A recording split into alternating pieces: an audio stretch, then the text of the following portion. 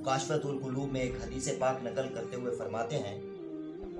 کہ پیارے پیارے آقا مدینے والے مصطفیٰ صلی اللہ علیہ وسلم نے ارشاد فرمایا کہ اللہ تبارک و تعالیٰ نے ایک ایسا فرشتہ پیدا فرمایا ہے جس کا سر عرش اعظم کے نیچے اور اس کے پاؤں تحت الثری تک، اور اس کا ایک بازو مشرق کی طرف پھیلا ہوا ہے اور دوسرا مغرب کی طرف،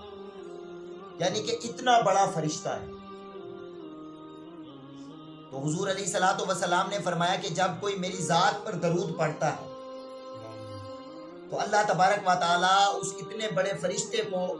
حکم دیتا ہے، اللہ کے عرش کے ساتھ یہ ایک نور کا دریا ہے، اللہ ارشاد فرماتا ہے اے فرشتے اس نور کے دریا میں غوطہ لگا۔ جب وہ فرشتہ غوطہ لگا کر غوطہ زن ہو کر باہر نکلتا ہے تو پھر اللہ تبارک و تعالیٰ ارشاد فرماتا ہے اے فرشتے اپنے جسم کو ہلاؤ، اپنے بازوؤں کو ہلاؤ، اپنے پروں کو پھڑپھڑاؤ۔ جب وہ اپنے بازو ہلاتا ہے، پروں کو پھڑپھڑاتا ہے تو پھر بے شمار نور کے قطرات گرتے، تو ہر قطرے سے پھر اللہ تبارک و تعالیٰ ایک نورانی فرشتہ پیدا فرماتا ہے۔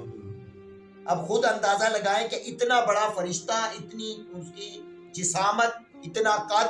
اتنے بازو لمبے چوڑے، تو کتنے نور کے قطرات گرے ہوں گے۔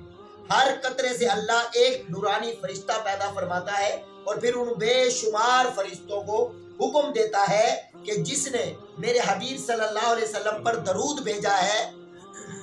تم اس کے لیے بروز قیامت تک دعائے مغفرت کرو۔ ہمیں چاہیے کہ ہم بھی آقا کریم صلی اللہ علیہ وسلم کی ذات پر کثرت کے ساتھ درود پڑھیں، کہ جب درود پڑھیں گے تو بے شمار فرشتے ہماری بخشش کی دعا کریں۔